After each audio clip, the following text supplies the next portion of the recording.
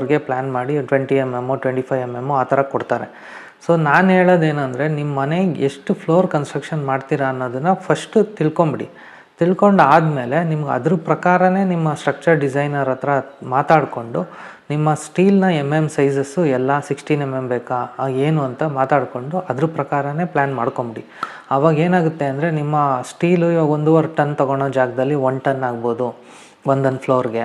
So ಈ ರೀತಿ ನೀವು ಅದರಲ್ಲೂ ಒಂದು 50,000 30,000 ನಿಮಗೆ ಉಳಿತಾ ಹೋಗುತ್ತೆ.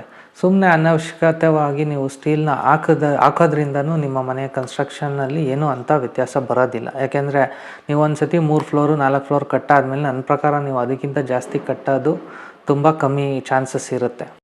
ಸೊ ಒಂದು ಪುಟ್ಟಿಂಗ್ ಹಾಕಿದಾದಮೇಲೆ ನಿಮ್ಮ ಪಾಯ ಹಾಕಬೇಕಾದ್ರೆ, ಅಂದರೆ ಒಂದು ಫೌಂಡೇಶನ್ ಹಾಕಬೇಕಾದ್ರೆ ನೀವು ಆ ಪುಟ್ಟಿಂಗ್ ಲೆವೆಲಿಂದನೇ ಹಾಕೊಂಬರ್ಬೇಕು ಅನ್ನೋದು ಏನೂ ಅವಶ್ಯಕತೆ ಇರೋದಿಲ್ಲ.